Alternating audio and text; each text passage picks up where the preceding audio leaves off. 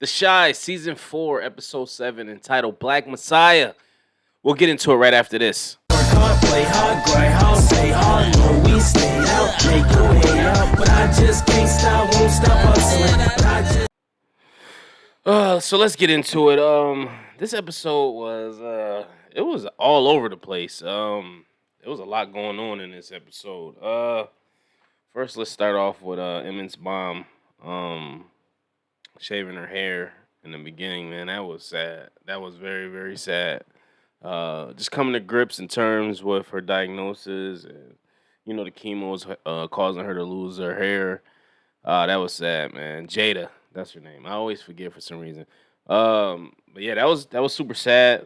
Um, I don't know, man. I hopefully that they work this character out. Maybe she'll go into remission and continue to be on the show. But from the looks of it, they look like they might be trying to get rid of her character. Uh, for for the sake of the show.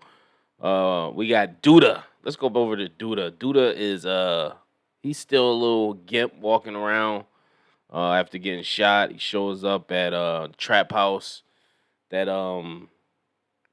that's housing these girls that are being pimped out. I forget dude's name, but they pretty much go in there and tell him like his time's up. You gotta get the hell up on out of here. And he like, nigga, this is my house. And they like, nah, not no more. So Duda tells Trig, he got it now, and then Amani comes over, and they start opening all these doors to these rooms, and it's just these girls living in these crazy conditions. You know what I mean? They cooped up in these rooms, and I mean that's how it be, man. When you out there selling, that's how they be, man, and they just be accustomed to living like that. In which they were, they were telling them like, listen, you can't kick us out. Like, where we gonna go to a shelter? Like, you done messed everything up. Some of the girls was actually happy living like that. You know what I'm saying? So they like, yo, you messing up our stuff. You messing up our situation. And Monty like, yo, we gotta do something. They gotta figure something. So they decide to let the girls stay, and they're gonna make it into like a kind of like a shelter for runaways or battered females that could come to, and they're gonna name it Tree's house. Tiffany, I forget the girl's name that passed away, but they're gonna name it that. And I thought that was a dope idea, but I'm like, yo, y'all way in over your head. Even Amani and Trick had this conversation. He like, yo, I don't know how to talk to these girls, and I don't know what to say. And Amani's like, yo, you talk to them anyway. Talk to them like you talk to normal people. And the girls overhearing them saying like, "Yo, maybe they should just stay here." And one girl's like, "Yo, I know how to do drywall." So these girls got certain things they probably done picked up being in his house, certain trades that they just came to know by circumstance. And I mean, that's how eventually. I mean, not eventually, but uh, that's how you excel. That's how you do you put to use your knowledge of things that you learn. Even though the circumstances you learned them under might not have been the greatest, it is still like a trade or something you picked up along the way. I know the one girl was in there braiding hair. Maybe she could start a hair braiding service in there. It's you got to turn a bad situation into good. But I just feel like Amani pressed her trigger into the situation, and then she didn't really have a foolproof plan of what she wanted to do. So it was like they just kind of like rolling the dice. But we'll see what happens. I think it'll eventually work out in the end. Keisha is trying to come to. Obviously, I guess she took the baby back. I don't know if they showed that last episode. I know she was talking about it, but they didn't show her actually talking to the lady who she gave the baby to about getting the baby back. And I think you can't be an Indian giver. Excuse my term of language, but how you going to give somebody a baby and then take it back? That's kind of messed up. That's messed up to do. You know what I mean? Like, I don't know. And I wouldn't want no ties to that baby, man. That baby came out of a bad circumstance. Every time she see that baby, when that baby is of age, she gonna look like the daddy probably. She gonna be triggered. Which we seen at the end, she was still having nightmares and dreams about the situation that happened last season. So I just feel like I don't know. I wouldn't have did it, but hey, I respect her decision. It's hard. It's also hard to give up something that you conceived. Um, her mom is her mom is Nina's a mess, man. She is a mess, dude. First of all, she always looked drunk, or she always got this clueless look on her face, and she don't not say the right stuff at all. Like, yo, you sure you want to keep this baby? Cause she looking like, I know in the long run I'm gonna have to raise this baby, cause I'm the grandma. Grandma's always got to raise the damn baby. So she like, do you love me? And she like, yeah. She like, you love that boy? She's like, yeah. So that's all that matters. But they let her know at that baby shower, uh, we ain't gonna help you out, but this gonna be you. This ain't gonna be us. And that's what they're preparing for. I guess they're preparing for like a little baby shower for the baby. They invited Emmett, Tiff, Jada over, and Kev comes in, and they riding him again. And they finally said what I kind of been alluding to in my past reviews, that Kevin has went through a lot of trauma. I always say that, like, every review. If you look at from season 1 to now, Kev has consistently went through some kind of trauma, and they like, well, I think he's depressed, and yeah, you think so? His best friend just stole his girl. He just got kicked out of a good school. He watched his ex best friend get beat up by the police. Like, this dude has constantly went through trauma. He got a nephew that's from a situation from his sister getting kidnapped last season. This dude got mad stuff going on, man. So he goes to get this video game, and he's waiting in line, and he sees this girl from the school that he's going to now. She got the game, and he's like, yo, can I play? And she invites him, and she takes him to the west side of the Shy, and it's like this big gamer hall, and it's like underground, but it's like a bunch of gamers, and they got all these big screens, and everybody's playing, and they wind up playing a new game, and he wind up spanking her, and you can tell she's getting a little jealous. But I'm like, yo, that's dope. I wonder if it's something like that in Buffalo, because that'd be dope to open up, man. Like, all the gamers just come to this facility, they competing with each other, or they just playing the latest stuff, or it's like a kickback, you know what I mean? Just charge like a little member fee or something, charge for beverages and whatnot. I might have to look into that. That'd be dope. But they wind up coming eventually out and kicking it, and she's explaining to her that she went through some trauma in her life too. Kevin kind of, he notices it, like, you went through some stuff, and she's explaining like how her dad's an alcoholic, and she had an option to go to foster care, but she ultimately decided to stay with the pops, and you can tell it's just not working out how it should be. And Kev he like, yo, listen, I'm about to bag her. He tried to go in, and she friend zones him immediately, like, nah, I don't see you like that. I'm like, damn, my man Kev cannot get a break. Like, what, Kevin ain't getting no play out in these streets, man. Like, what? Females don't like nice guy. Hey, they say nice guys finish last. I completely agree with that, Kevin. You gotta stop being so damn nice, man. She like, you asking me out on a date? He like, yeah, I guess. He like, nah, but we could play video games and kick it. I don't know. She might wind up giving him some play. We'll see. Uh, Emmett and Tiff, they had the baby shower. Tiff is telling Emmett she has to go to like a sex party tonight and she got to work. Dom Stifter or whatever didn't want to go, so she has to go and serve edibles. Invites Emmett. He's like, nah, I'm good. But he ultimately winds up going. But prior to that, they go inside the baby shower, and Emmett winds up talking to Nina, whatever her name is. I think it's Nina. I heard Naya. I'm gonna go with Nina. I don't know. I like that name better. He like, yo, you going through something. I could tell. Like, you harboring something. And it's crazy. I don't think I've seen these two characters have scenes together before, if I'm not mistaken. I could be mistaken.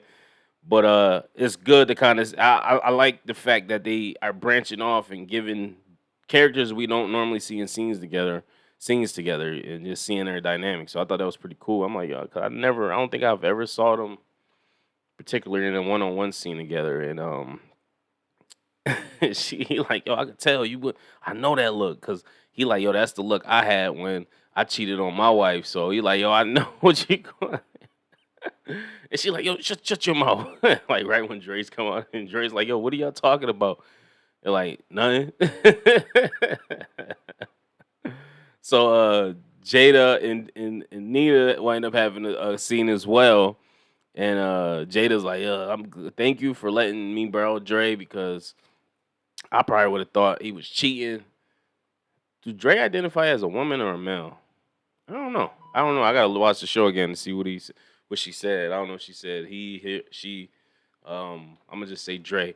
She like I would have thought Dre was cheating. And Nina got this look, and Jada like, oh, you did. He's like, well, and she like, oh, what you doing? She's like, "Psh, I let the brat, tat tat tat smash.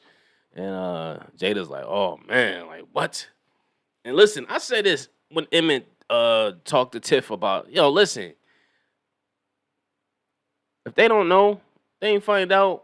It never happened. If they don't know, if they never found out, it never happened. Like, just keep your mouth closed. Listen, live with the guilt.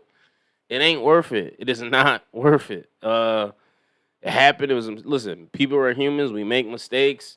Move on for them. Just don't do it again. You get 3 strikes. You know what I mean? You did one. I know you took an oath, but it's all good. It's nothing. It was nothing conceived out of it. It was a spat. You thought something was happening. Keep your mouth closed. Emmett, Nia, Simps. But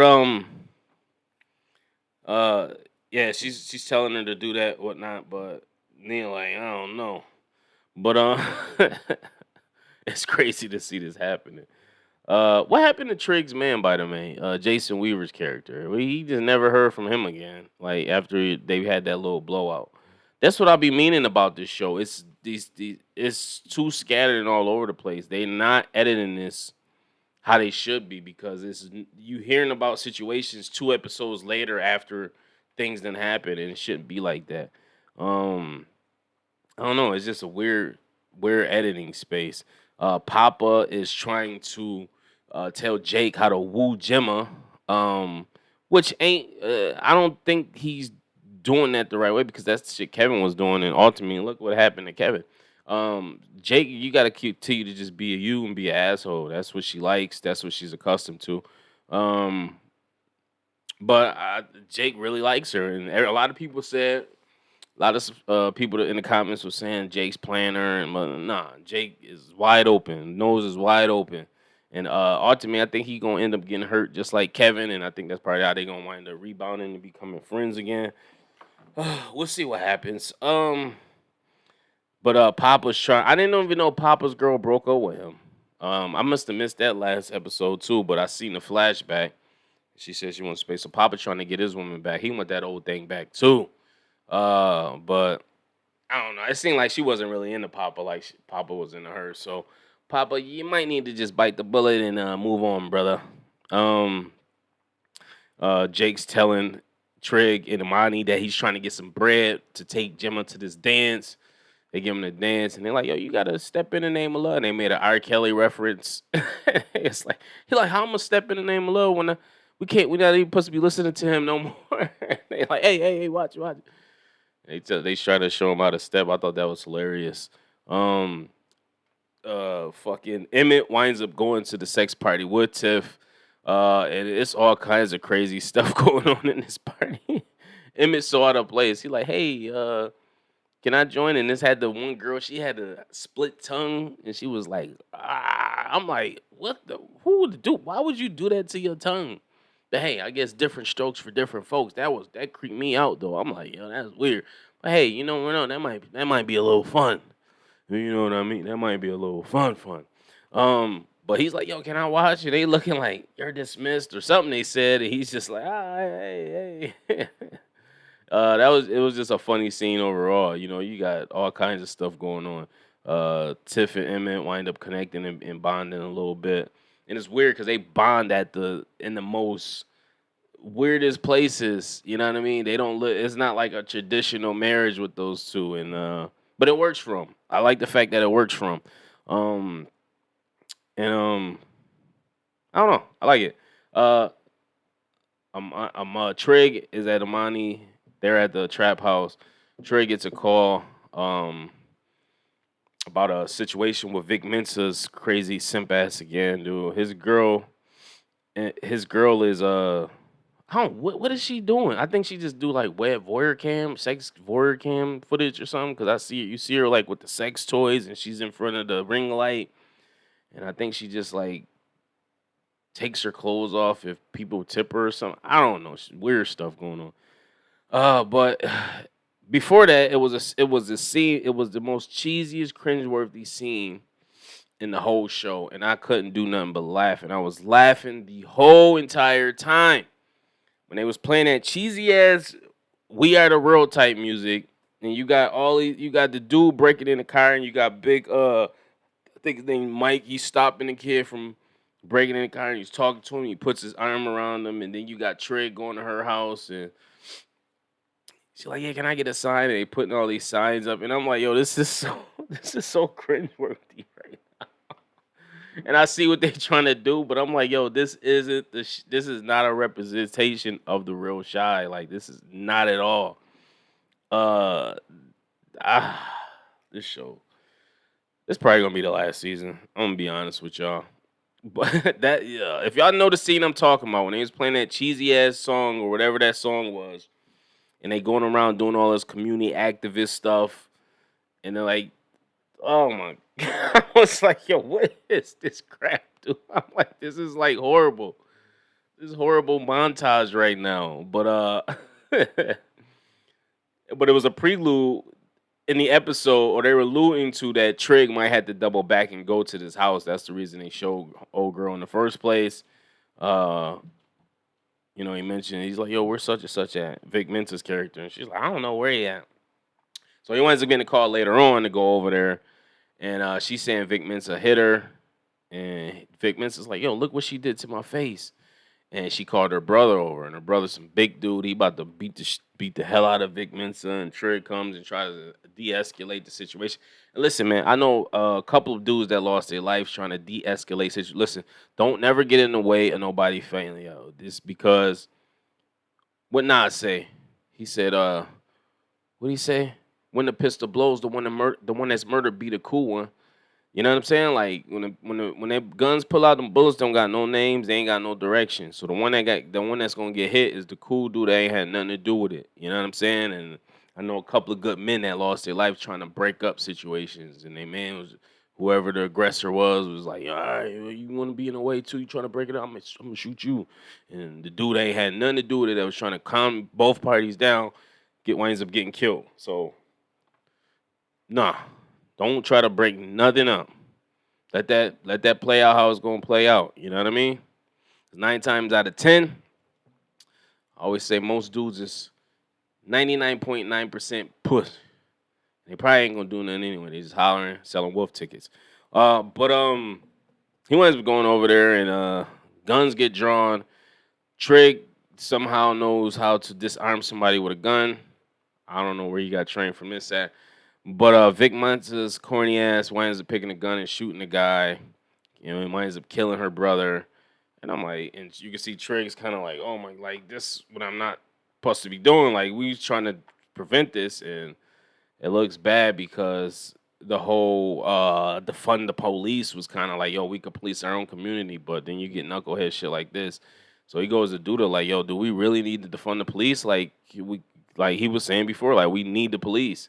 And Duda's like, yo, we kind of can't let a one bump in the road uh deter us. Like we got to keep going. And I don't know. We're gonna see how this plays out. I think it was some more dialogue. I stepped away for a minute, um, but I think it was some more dialogue in there too. Oh, you watched the episode. What else happened? Um, oh, Nina decides to tell Dre that she cheated. I was so disappointed. I'm like, yeah. Do y'all not watch my reviews? The characters that play Nina and Dre, y'all need to be watching the writers watching my reviews. Stop this. And I know these shows is recorded way ahead of time. I'm just talking, but it was heartbreaking seeing Dre because Dre, I always say it, and I've said it before. Dre is one of the most solid characters on this show, hands down, bar none.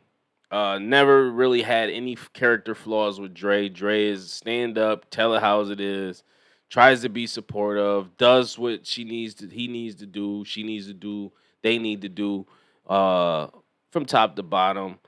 Tries to give everybody their space. Tries to tell everybody that good thing to do. Even when Keisha got, she was like, "Yo, we might just need to accept that she not coming back and move on." And even though Nina didn't want to hear it, you got to think about it. We didn't know, like from their standpoint, they don't know she like right around the corner, kidnapped. You know what I'm saying? So Dre always been solid to me, like, and to see them crying like that, she like, no, no, no. I felt bad. I'm like, damn. Then this is why you don't say nothing. Keep your damn mouth shut. Just shut up. Just shut up. Just don't say nothing. It happened. It happened. It's in the past. Let it be. But I know that guilt probably was eating her. She decided to tell her, but listen, you gonna hurt her more telling her than not telling her. That's how I feel. Like you gonna hurt her more telling her than not telling her. And yeah, it sucked to see them crying like that, man. Poor Dre. Uh, Keisha wakes up in the middle of the night. She's having nightmares about the situation again. And she wakes up and I guess she's having some flashbacks to Ronnie. And she decides to name her baby Ronnie. And I'm like, oh, okay, that's stand upish. That's definitely stand upish. I liked it that a lot. And that was the end of the episode, man. Listen, it had its high points and it had its low points in this episode. Ultimately, it's like I always say, it was trash. Let's be honest. Compared to shows like Snowfall, fucking even Lil Dicky show Dave. Lil Dave show was better than this to shine out. You know what? But this show got mind control on me because I be talking about it. But next week, I'll be watching it again. But post your comments below. Make sure you like, subscribe. Tell me what you thought about this episode. Until next time, peace, love, and prosperity. I'm the Black Abstract One.